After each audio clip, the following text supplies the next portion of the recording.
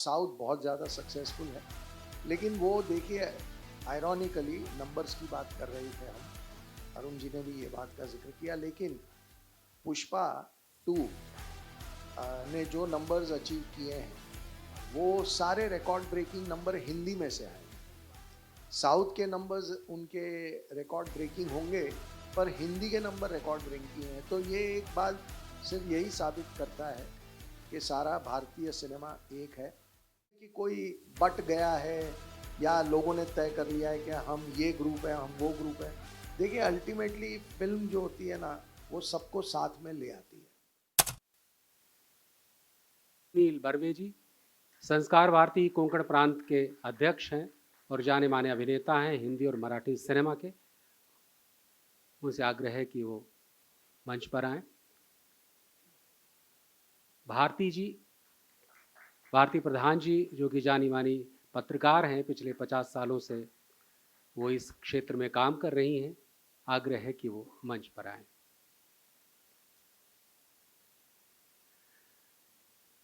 कार्यक्रम सिने टॉकीज, जैसा कि आप देख पा रहे हैं, इसमें टॉक बोल्ड में लिखा है। ये बात बहुत महत्वपूर्ण है।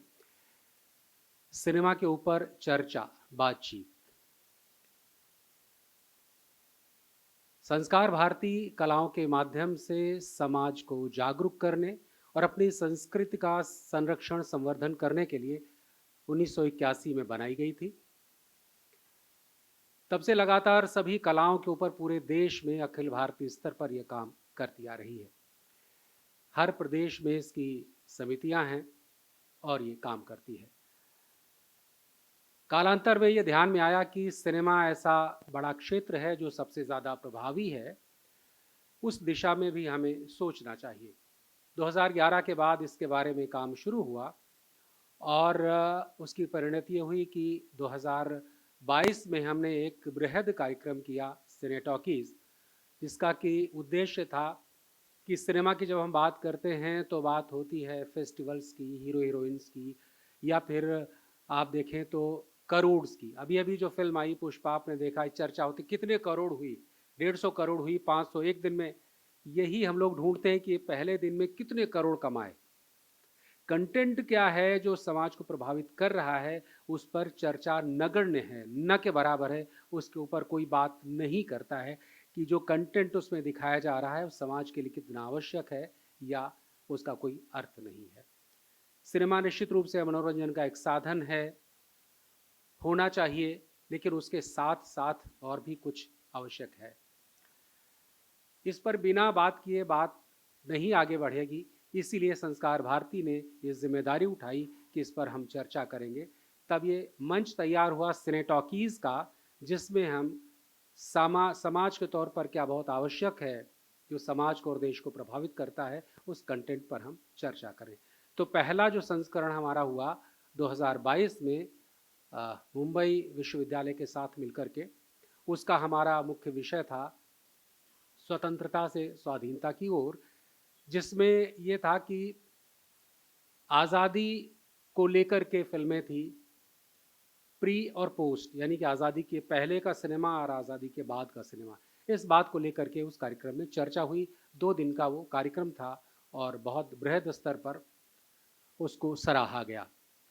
और विशेष बात है इस कार्यक्रम की, हम जब बात करते हैं तो हम भारतीय सिनेमा की बात करते हैं। तमिल, तेलुगु, कन्नड़, मलयालम, किसी भी सिनेमा की बात हो, या इवन गुजराती हो, उड़ीसा हो, हिंदी हो, हर तरह के सिनेमा को हम एक साथ देखते हैं, एक नज़र से देखते हैं, एक दृष्टि को लेकर के चलते हैं। आज हमारे इस कार्यक्रम में जो अतिथि हैं, उनसे मैं चाहूँगा कि आगे के कार्यक्रम के वो संचालन करें, यानी कि उनसे आप बातचीत कर सकते हैं। लेकिन कुछ बातें और बताऊं कि ये कार्यक्रम जो हमारा है, इसका इनॉग्रेशन 13 दिसंबर को इसी ग्राउंड में होगा, एनएससी में ही, आगे बाहर हॉल है वहाँ पे, जिसका 5:30 बजे इसका इनॉग्रेशन किया जाएगा। फिर 14 और 15, 2 दिन, यानी कि 3 दिन का एक कार्यक्रम है, जिसमें 3 पैनल डिस्कशन होंगे। और हमारे इसमें स्पीकर्स मुख्य रूप से अपूर्व सिंह कार्की, प्रणीता सुभाष, सुप्रिया यलगारदा, मधुर भंडारकर, मृणाल देव कुलकर्णी, के वी श्रीलेखा, ऐसे जो फिल्मकार हैं, जो नई दिशा देते हैं, सिनेमा के बारे में चिंतन करते हैं, ऐसे लोग वहाँ पर 3 दिन चर्चा करेंगे।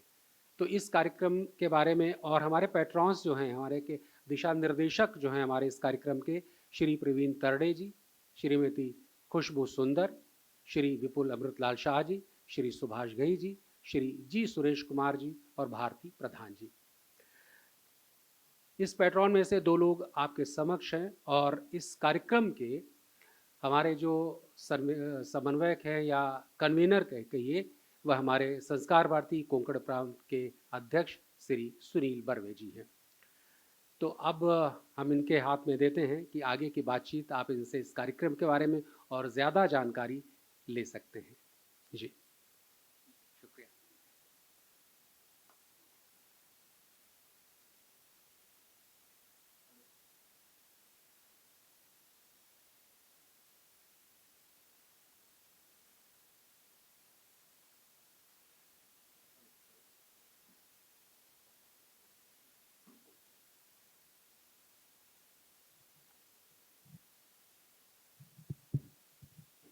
नमस्कार। सबसे पहले सभी पत्रकारों का बहुत बहुत स्वागत इस प्रेस कॉन्फ्रेंस में।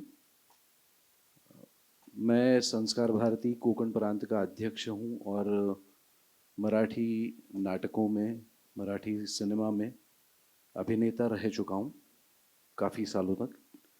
बहुत सारे लोगों को पता होगा, कुछ लोगों को शायद पता न हो, इसलिए ये थोड़ी खुद के बारे में जानकारी। कन्वीनर के तौर पे इस वर्ष का जो ये सिने टॉकीज़ का जो कार्यक्रम है वो मैं हैंडल करने वाला हूँ। तो ज़्यादातर टेक्निकल बातें जो हैं, इसको ऑर्गेनाइज़ करना, आपके सामने अच्छी चर्चा पेश हो, इस लिहाज से जो कुछ ज़रूरी है वो करना, उस पर चर्चा करना। सो ये बैकस्टेज वाले जो काम है उसमें थोड़ा ज़्यादा मैं लगा हूँ। और हमारे जो पेट्रन्स हैं, जिनमें से 2 आज यहाँ पे उपस्थित हैं, विपुल शाह और भारती प्रधान जी, तो ये भी रिप्रेजेंट कर रहे हैं और इस सेमिनार में बहुत अच्छे डिस्कशंस एक्सपेक्टेड हैं, जिनके बारे में शायद इनको पत्रिका दी गई है, सबको मिला है ना? शायद मिलेगा, वो भेजा जाएगा आपको, जिसमें जो विषय है, क्योंकि 13 तारीख को शाम को 5:30 बजे इसका इनॉग्रेशन होगा। इनॉग्रेशन होने के बाद 14 तारीख को 3 सत्र होंगे, जिन 3 सत्रों में डिस्कशंस होंगे अलग अलग विषयों पर, और 15 तारीख को फिर से 2 सेशंस होंगे और शाम को कल्मिनेशन होगा। तो इस तरह से ये प्रोग्राम आयोजित किया गया है और संस्कार भारती की तरफ से और एनएससी के सहयोग से ये बहुत अच्छा कार्यक्रम यहाँ पे आपके सामने प्रस्तुत होने जा रहा है। तो इसका ज़्यादा से ज़्यादा लाभ उठाएं। इसमें रजिस्ट्रेशंस भी शुरू हो गए हैं और अच्छा रिस्पांस भी मिल रहा है। अखिल भारतीय स्तर पर बहुत सारे लोग, बहुत सारे सिनेकर्मी जो हैं वो इसमें सहभागी होंगे और उनके उनके मन में जो सवाल होंगे उसके उत्तर भी शायद मिलेंगे, चर्चा भी अच्छी होगी। एंड वी एक्सपेक्ट कि जो संस्कार भारती का उद्देश्य है स्व की तरफ जाना, यानी कि भारत के दृष्टि से जो चीज़ें या जैसी फिल्म हम लोग सोच रहे हैं वैसी फिल्म को लोगों के सामने लाना, इस पर चर्चा होगी और शायद आगे चल के हमें और ज़्यादा फिल्में इस तरह से दिखेंगी, क्योंकि हमें किसी पर वर्चस्व दिखाना नहीं है, पर जगत गुरु कहा जाता है भारत को, भारत देश को। तो उसी लिहाज से हम फिल्म इंडस्ट्री में भी रहें, यही अपेक्षा है। तो मैं एक्सपेक्ट करता हूँ कि ये 3 दिनों में ये सत्र जो है वो बहुत अच्छी तरह से चले और अच्छा इसमें अच्छी चर्चा हो। अब मैं चाहता हूँ कि विपुल जी और भारती जी भी अपना कहना आपके सामने रखें।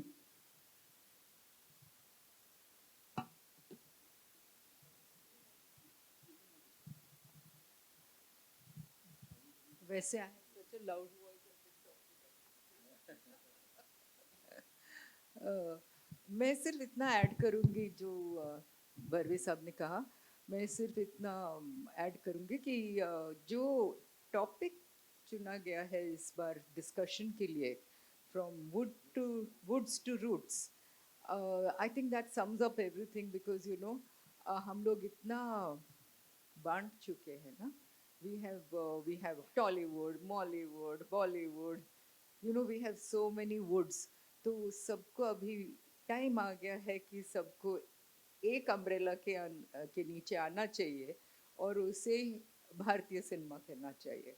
तो मुझे खुशी है कि आप लोगों ने ये टॉपिक चूज किया, बिकॉज इसी डिस्कशंस और चर्चा जो करेंगे, इसी में I think will be able to बहुत आगे जाना ज़रूरी है, और जा सकते हैं ऐसे डिस्कशन से। तो I think the topic we have chosen this time is excellent. Sunil ji, Bharti ji, आप सब थैंक यू वेरी मच। आप सब यहाँ आए।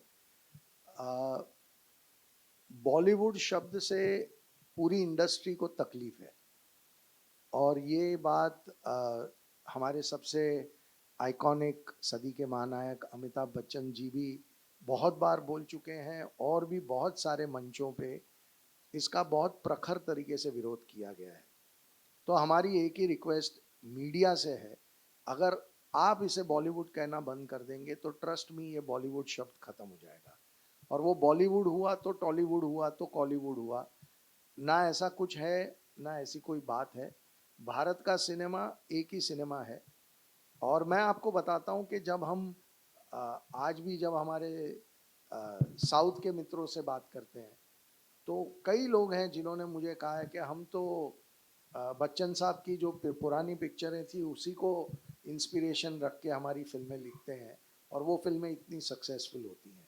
तो एक आज साउथ बहुत ज़्यादा सक्सेसफुल है, लेकिन वो देखिए, आयरॉनिकली नंबर्स की बात कर रहे थे हम, अरुण जी ने भी ये बात का जिक्र किया, लेकिन पुष्पा 2 ने जो नंबर्स अचीव किए हैं वो सारे रिकॉर्ड ब्रेकिंग नंबर हिंदी में से आए हैं। साउथ के नंबर्स उनके रिकॉर्ड ब्रेकिंग होंगे, पर हिंदी के नंबर रिकॉर्ड ब्रेकिंग हैं। तो ये एक बात सिर्फ यही साबित करता है कि सारा भारतीय सिनेमा एक है, and that is why woods to roots is the right theme. और बाकी भी बहुत इंटरेस्टिंग टॉपिक्स हैं जिनके ऊपर बात होगी, बहुत अच्छी चर्चा होगी, और बहुत जो नए हैं सिनेमा की दुनिया में आना चाहते हैं उनको एक नई दिशा मिलेगी, ऐसा प्रयत्न होगा। क्योंकि जो स्पीकर्स हैं उनमें बहुत सारे बहुत प्रखर नाम हैं, और वो बहुत एक्सपीरियंस लोग हैं। वो अपने ज्ञान को जब लोगों के साथ बांटेंगे, तो हमें लगता है कि जो नए लोग हैं जो सिनेमा में अभी आए हैं या आना चाहते हैं, उनके लिए ये बहुत फ़ायदे का होगा। और जब एक सिनेमा की कम्युनिटी में एक जागरण होगा, तो धीरे धीरे पूरे देश में उसका असर दिखाई देने लगेगा। ये जो मूल आशय है, ये मुझे लगता है बहुत ही अच्छा और बहुत नेक आशय है। तो इसका फ़ायदा ज़रूर हमें मिलेगा। तो मुझे लगता है कि ये सिने टॉकीज़ हर साल ऐसे ही बहुत अच्छे टॉपिक लेके आए और एक जागृति पैदा हो, तो मुझे लगता है कि एक सार्थक प्रयास होगा। Thank you. विपुल जी जो कह रहे थे, I just want to add to that कि मैं 50 साल के ऊपर I have been a journalist, कई मैगजीन्स के संपादिका, have been an editor of a very long time, Star and Style, movie magazine, film street journal, I mean you name ले name it, and I have edited Savvy, I have edited a lot of these magazines. लेकिन मैंने 50 साल में मैंने एक बार भी बॉलीवुड का नाम कभी लिया नहीं। I have always called it Hindi film industry और Hindi cinema. To this day I have never use the word Bollywood, and I just wish दूसरे लोग भी, if they followed me, it would be great.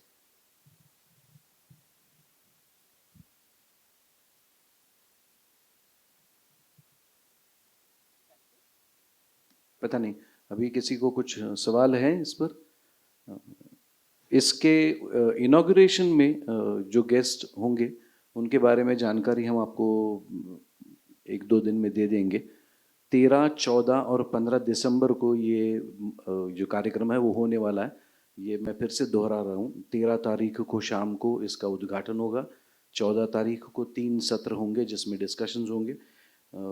फिलहाल तो ये मेरे पास इंग्लिश में इसके टॉपिक्स शायद आए हैं, स्टिमुलेटिंग, जिसमें पहले दिन शायद is box office the only symbol of success in cinema, holistic analysis, ये एक विषय होगा।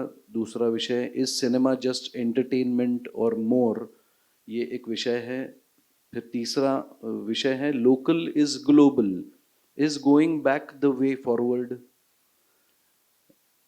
दूसरे दिन मतलब 15 तारीख को जो विषय है वो है reemergence of Bharatiya cinema woods to roots, जिसका जिक्र अभी हुआ, और role of women in development of cinema and in cinema. So ये बहुत ही महत्वपूर्ण ऐसे 5 विषय हैं जिन पर चर्चा होगी। बहुत मान्यवर लोग इसमें शामिल होंगे और ये डिस्कशन बहुत ही इंटरेस्टिंग रहेगा। मुझे लगता है इस तरह का, जैसे विपुल शाह जी ने कहा कि ये बाईएनियल है, मतलब 2 साल में एक बार ये सिने टॉकीज होता है। तो हम आशा करते हैं कि विषय हमारे पास इतने अच्छे आएँ और जो लोगों का जो सहभाग है वो भी दिन ब दिन बढ़ता जाए और विषय भी अच्छे निकल आए, जिससे cine talkies would be forced to have it every year. और अगर ये डिस्कशन अच्छे हुए तो ये हम सबके लिए ही अच्छा रहेगा, ये मान्यता है हम सबकी। और अभी अगर किसी को कुछ सवाल है इसके बारे में तो प्लीज़ गो अहेड। या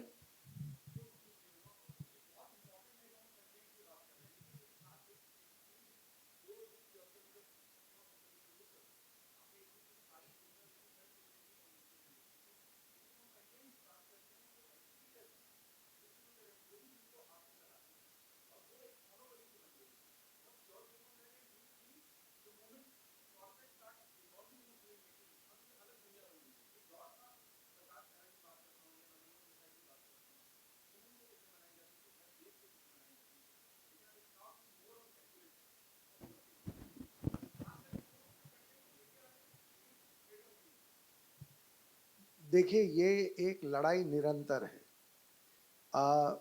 क्योंकि जो डिस्ट्रीब्यूटर है या जो एग्जिबिटर है वो आर्टिस्ट नहीं है। उसको अपने थिएटर की सैलरी, एसी के बिल, प्रोजेक्शन को संभालना है, क्वालिटी संभालनी है, तो उसके लिए नंबर सबसे इम्पोर्टेंट होता है। Same is with corporate houses, they have a big mandate. कई पब्लिक लिमिटेड कंपनियां होती हैं तो उनको अपनी बैलेंस शीट्स का देखना ज़रूरी होता है। लेकिन मैं ये मानता हूँ कि ऑडियंस ने पिछले एटलीस्ट 3 या 4 साल में ऐसी बहुत सारी कंटेंट बेस्ड फिल्मों को, जिसमें बड़े नाम ना जुड़े हों, उसके बावजूद उन्होंने उन फिल्मों को बहुत सक्सेसफुल बनाया है और इससे बहुत दरवाजे खुले हैं, सबकी आंखें भी खुली हैं और सब लोग अब बात कर रहे हैं कि content is the best form to go forward. और अगर आप देखेंगे, मैं जैसे आपको कहूँ कि इसी साल एक बहुत छोटी फिल्म आई थी मुंजिया, और वो बहुत चली। वो फर्स्ट टाइम डायरेक्टर था, फर्स्ट टाइम एक्टर था, एक बहुत सीनियर प्रोड्यूसर थे, पर उसके अलावा टीम में कोई ऐसे बड़े नाम नहीं थे। उसके बावजूद उस फिल्म ने ब्लॉकबस्टर बिजनेस किया। करेक्ट। तो वो एक बहुत बड़ा साइन बार बार हर साल लोगों को मिल रहा है। हमने जब केरला स्टोरी रिलीज की थी तो किसी को नहीं पता था कि ये ऐसा बिजनेस होगा, या वैसे कश्मीर फाइल, बहुत सारी फिल्में हैं। तो धीरे धीरे लोग ये मानना अब शुरू कर चुके हैं कि कंटेंट का कोई ऑप्शन नहीं है। और जब एग्जिबिटर्स होते हैं या डिस्ट्रीब्यूटर्स होते हैं या कॉर्पोरेट हाउसेस होते हैं, जब वो देखते हैं कि ये कंटेंट बेस्ड फिल्में अनएक्सपेक्टेड नंबर्स कर रही हैं, तो फिर उनका भी झुकाव उधर आना शुरू हो जाता है। अब क्या होता है कि एक इतने सालों का पुराना सिस्टम है, उसमें से नए सिस्टम को जन्म लेने के लिए थोड़ा वक्त, थोड़ा संघर्ष इनएविटेबल है। हम सब उस दौर से गुजर रहे हैं जब हम सब अलग अलग किस्म के संघर्ष कर रहे हैं कि कैसा सिनेमा बनना चाहिए, क्या स्टार कास्ट होनी चाहिए, कंटेंट कितना इम्पोर्टेंट है, वगैरह वगैरह। और ये सिर्फ मैं अकेला नहीं, या भारती जी नहीं, या सुनील नहीं, सब पूरी इंडस्ट्री इस वक्त उस थॉट प्रोसेस में लगे हुए हैं कि आगे का रास्ता किस तरफ है। तो बहुत अच्छी जगह पे है इंडस्ट्री, और मुझे लगता है कि अगर और 10 या 20 कंटेंट वाली फिल्में बहुत अच्छा परफॉर्म करेंगी तो आप देखेंगे कि पूरा सिनेरियो चेंज हो जाएगा।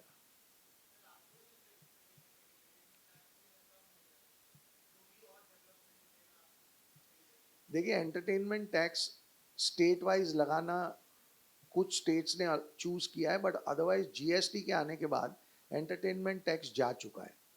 तो एंटरटेनमेंट टैक्स की वजह से फिल्में चलती हैं या नहीं चलती, ऐसा नहीं होता। आ, आ, अभी जैसे हमारी केरला स्टोरी को 4 स्टेट्स में टैक्स फ्री अनाउंस किया था, पर जहां नहीं भी अनाउंस किया था उससे बिजनेस में कोई अंतर नहीं आया। तो लोग अगर कंटेंट पसंद करते हैं तो फिर वो प्राइस या एंटरटेनमेंट टैक्स की परवाह नहीं करते। और अभी तो एक्चुअली एंटरटेनमेंट टैक्स बहुत कम स्टेट्स में कहीं कहीं लगाया जाता है, बट अदरवाइज जीएसटी के आने के बाद वो खत्म हो चुका है।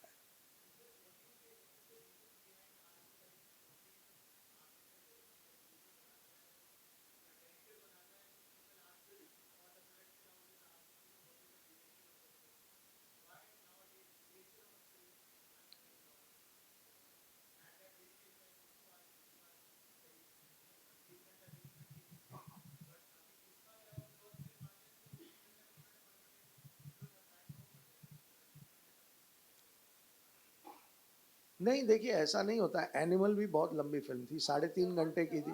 जवान 3 घंटे के आसपास की फिल्म थी। पठान वॉज आई थिंक 245 और समथिंग। ऐसा नहीं है कि फिल्में कंपलसरी। देखिए, हर कहानी की एक रिक्वायरमेंट होती है कि ये कहानी आप कितने ड्यूरेशन में अच्छे से कह पाएंगे, और वही एक क्राइटेरिया होता है।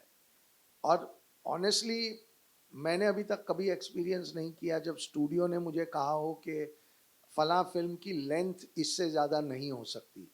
ऐसा नहीं होता। लोग, फिल्म अगर अच्छी होती है तो ये डिस्कशन बिल्कुल भी कभी आता ही नहीं।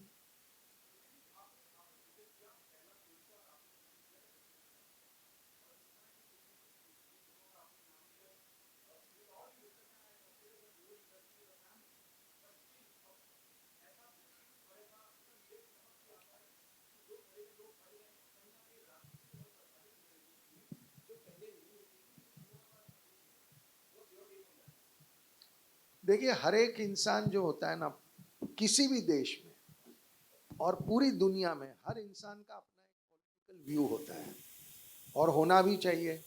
क्योंकि अगर हम डेमोक्रेसी में रहते हैं तो हर एक का अपना व्यू होना बहुत इम्पोर्टेंट है, और वो व्यू को वो एक्सप्रेस करे वो भी उतना ही इम्पोर्टेंट है।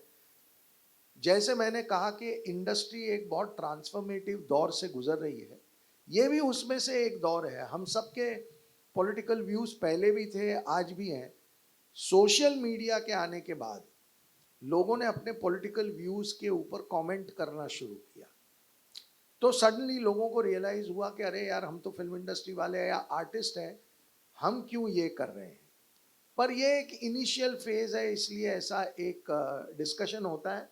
बट मैं और भारती जी यही डिस्कस कर रहे थे अंदर कि ऐसे मेरे बहुत सारे दोस्त हैं जिनकी पॉलिटिकल आइडियोलॉजी मुझसे बहुत अलग है, हम फिर भी आज भी दोस्त हैं। तो ऐसा कोई प्रॉब्लम नहीं है कि कोई बट गया है या लोगों ने तय कर लिया है कि हम ये ग्रुप है, हम वो ग्रुप है। देखिए, अल्टीमेटली फिल्म जो होती है ना, वो सबको साथ में ले आती है। तो अगर आपके पास अच्छी कहानी है तो आपके साथ वो लोग भी काम करेंगे जो पॉलिटिकली आपसे अग्री नहीं करते, तो वो कोई प्रॉब्लम नहीं है। और वो पॉलिटिकल डिसएग्रीमेंट अपनी जगह है और वो रहना भी चाहिए, उससे कोई प्रॉब्लम नहीं है।